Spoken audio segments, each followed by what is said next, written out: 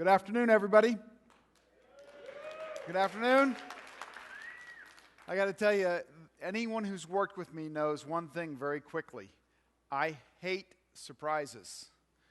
Normally, for me, surprises are, well, the PO hasn't come in yet, the shipment didn't make it, the code doesn't work, a server's down. Surprises, throughout my career, I've learned to hate.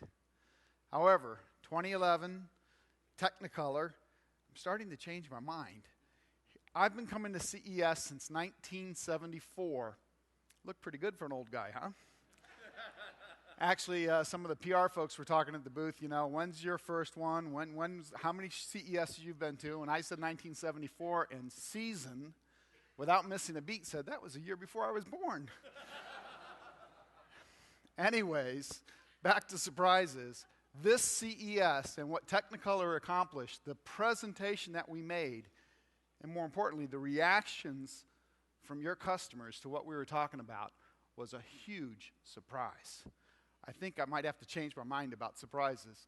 Surprise number one in a big way. Surprise number two, some may think this isn't a surprise necessarily, but my wife, who been married since 1979, the same woman, 1979, she decided to drive from LA to Vegas to surprise me over the weekend.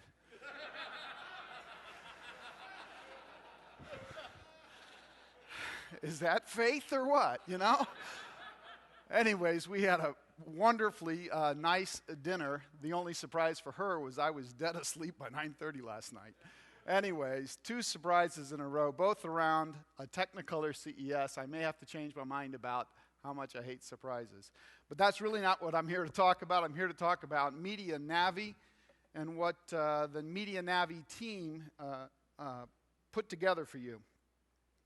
We're going to talk about a couple of things here. This is the agenda for today on MediaNavi. We're just going to give you a taste of what MediaNavi is about.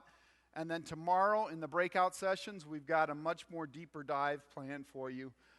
We'll concentrate tomorrow around showing you the user interface in action, and we'll concentrate on answering questions about MediaNavi for you. But when you think about MediaNavi and you think about storytelling, as we were talking before, you got to ask yourself, what problems are we trying to solve? Well, people often talk about two sides of a coin. I'm going to talk about a three-sided coin today. On the one side of the coin, we're trying to solve the problem the consumer has. When they sit down and they want to watch a movie, all they want to do is watch a movie. In today's technological environment, they pick up a cable remote, they press a button for the DVR list, look to see if they've recorded a movie. They don't find it, they press a button for their guide, they look through their guide, maybe HBO or Showtime, something, nothing there. Then they press a third button, video on demand. That's always the last one because they know it's going to cost them extra. But they press that video on demand button. They don't find it, they set down the cable remote, pick up the TV remote, switch inputs, pick up a Netflix remote or a Love Film remote now. By the way, the Love Film launch that Technicolor did with PS3 in late November has been through the roof. The Prisma VOD service that Technicolor supports for Love Film has delivered 1.9 million hours of VOD content in a little over 2 years. And it was very small, and then boom, a hockey stick of growth with the PS3 launch. But anyways, back to the consumer, they've got this problem. All they wanted to do was watch a movie, and they can't find it. The second side of the coin is the operator side of the problem. If you're an operator, whenever a consumer goes outside of your system, when they set down that cable remote or that telco remote, they're stepping outside your system. What's wrong with that? The operator makes money by monetizing eyeballs, right? When the eyeballs are outside of their system, the operator can't make any money on it. So MediaNavi is paying attention to that problem and working to solve that problem. The third problem MediaNavi is trying to solve and address is a problem from the studio owner's perspective. They spend all of this money creating all of this fantastic content, all the branding and collateral support, and then it comes to a cable operator or a satellite operator and it shows up as a line item in a grid EPG. How uncool is that from the content owner's perspective? So the third problem that MediaNavi is trying to solve is to enable the content owners to deliver an experience to their consumer around interactive capabilities that's as good and as strong and as cool as the content itself. So there's our three-sided coin. We're going to talk about all three of those problems with MediaNavi. We'll look at it first from the operator's perspective. Here's the catch. The operators are losing eyeballs. $7.99 versus $75 a month. Average video bill of Netflix versus average video bill of a cable customer. Number 3, Netflix is the third largest content provider in the U.S. behind Comcast and DirecTV. That's pretty amazing. But what's even more amazing about them being number 3, Fred mentioned what a rocket they've been on, is that SAC number. Does everybody know what SAC means in this case? Subscriber acquisition cost. Okay? For DirecTV to go out and get one new customer, they spend $805 in marketing and box subsidy costs. $805 in marketing and box subsidy costs. Netflix gets a new customer for $20. This is a changing business model, without a doubt. And as they grow, they siphon people away, eyeballs away from the operator. We already know that almost 60% of people tend to do something else while they're watching TV anyways. Many times it's in support of the TV, but it's on a laptop. Here's some more issues that are causing these problems. Increase in smartphone marketplaces, devices everywhere, tablets showing up everywhere. 60 million internet-connected TVs to be shipped by 2014. All of these things, again, drive eyeballs away from an operator's play. At the same time, consumers want more. 20% of folks say they actually want better search and recommendation help. They're tired of the lousy search options they have in today's guides on cable, satellite, and telco boxes.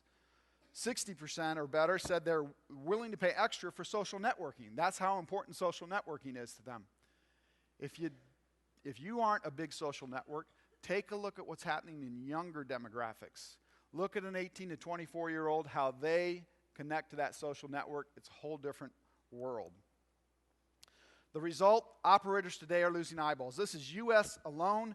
U.S. subs in Q2, 216,000 subs lost. That was the first time in a quarter that they actually lost subs. The cable multi-channel market in the U.S. has been on a freight train that's been chugging along nicely. Now they're starting to lose a little steam. Q3, they lost another 119,000 subs. This is the result of all these different choices out there. As if the news weren't tough enough, it's no longer an operator-to-operator battle. It used to be cable versus satellite, back and forth, trade the customers back and forth, but now there's a third option in the mix. I can be a cable customer or a satellite customer, or I can be just an OTT customer, or some combination thereof.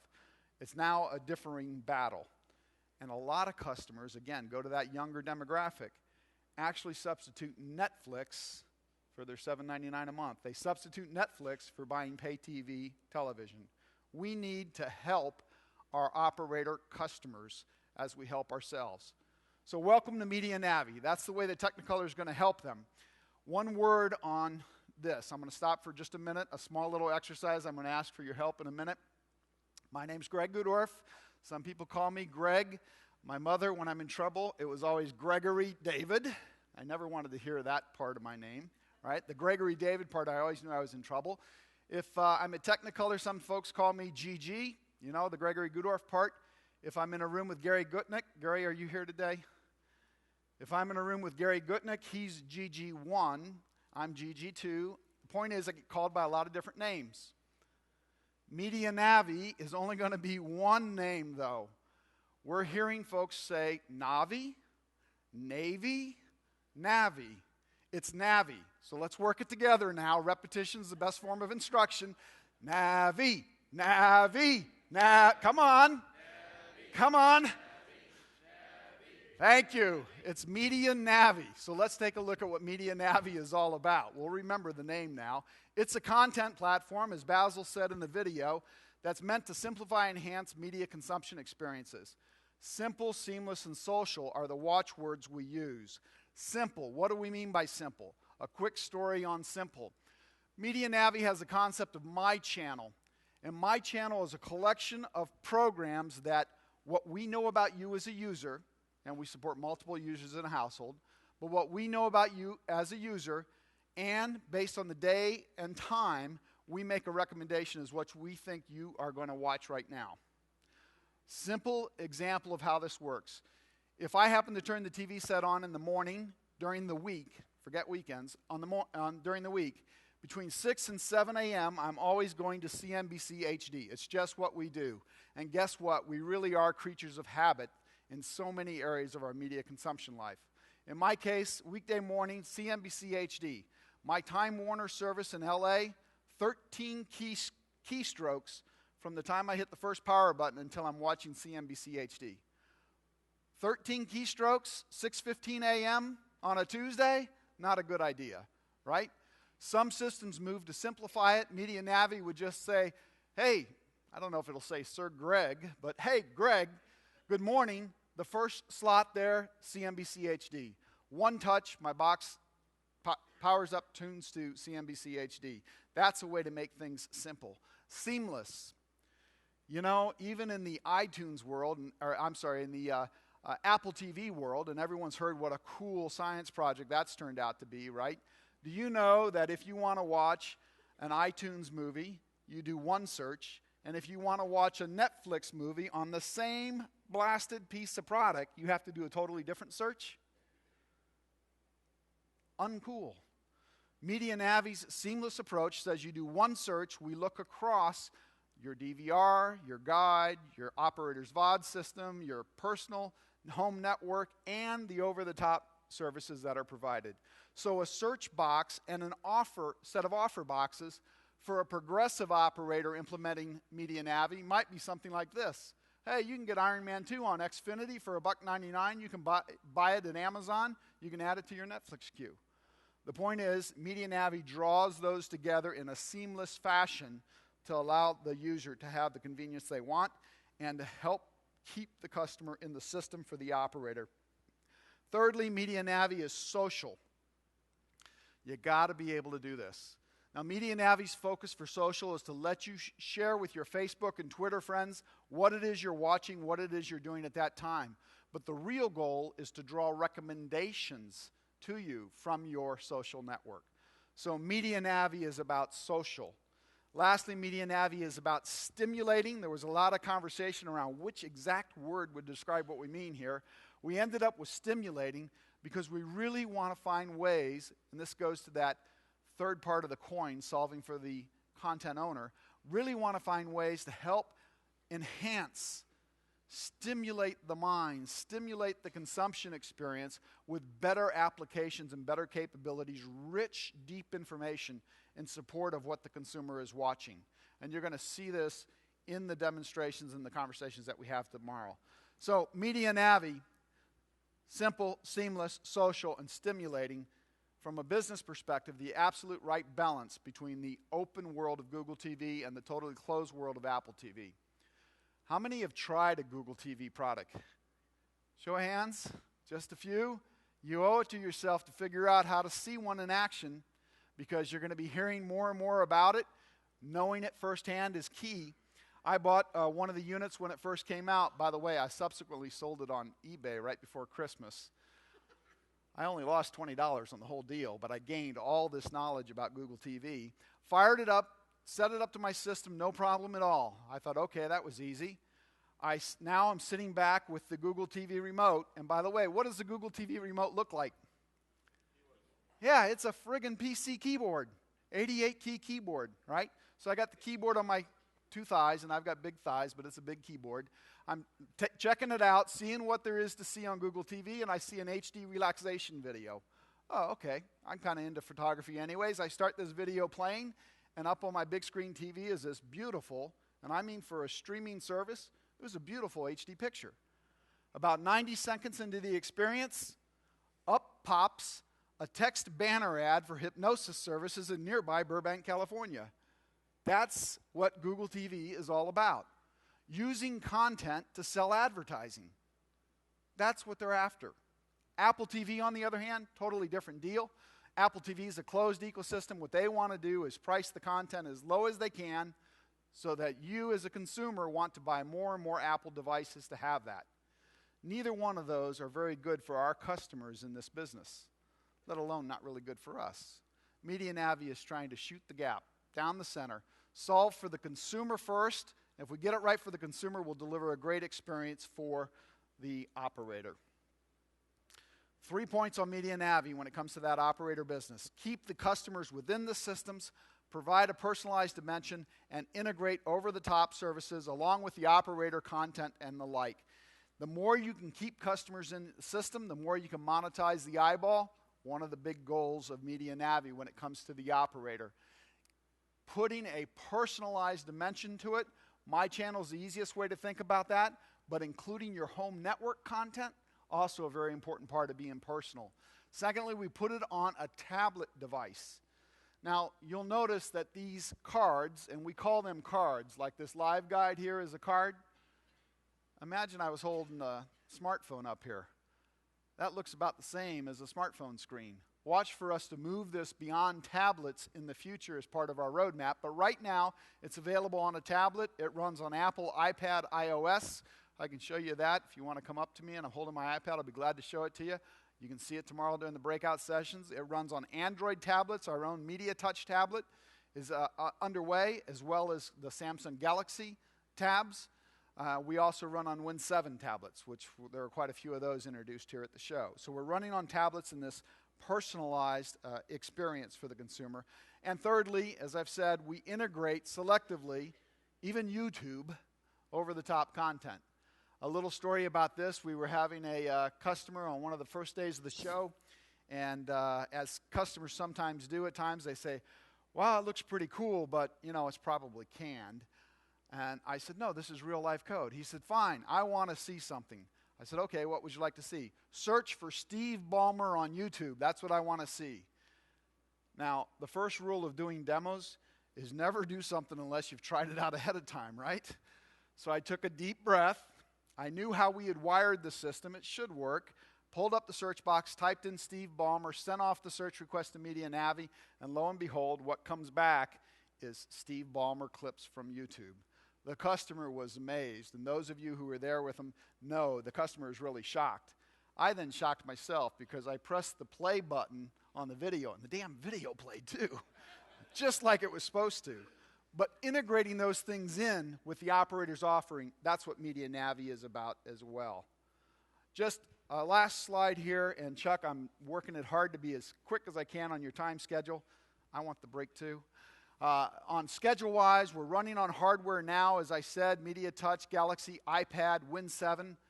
We're talking to set-top boxes because while it's an experience, a user interface, and we all think of it like that, that's the first thing you see and feel. It's really about how you work with the hardware. One of the key things in MediaNavi, we will work with new set-top boxes, of course, and all of us will be glad to talk about a brand new set-top box, custom designed to work with MediaNavi if that's what the customer wants.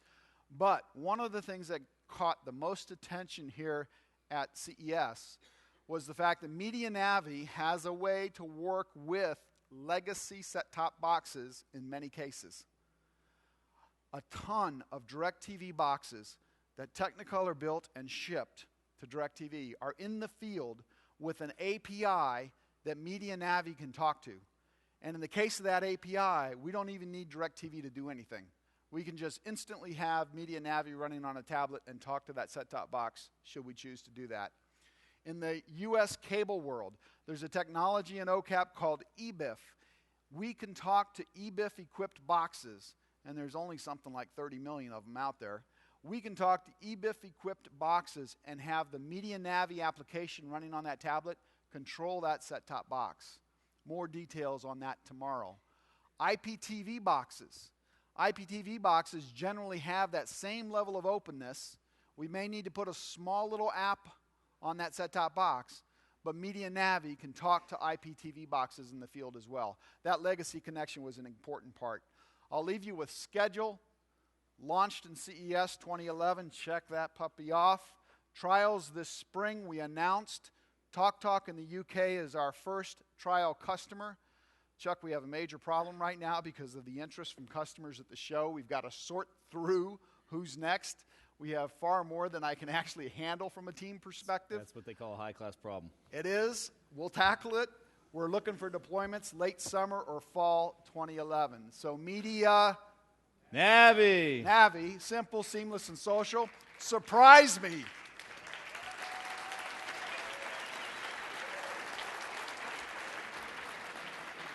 Thanks, boss. Thank you.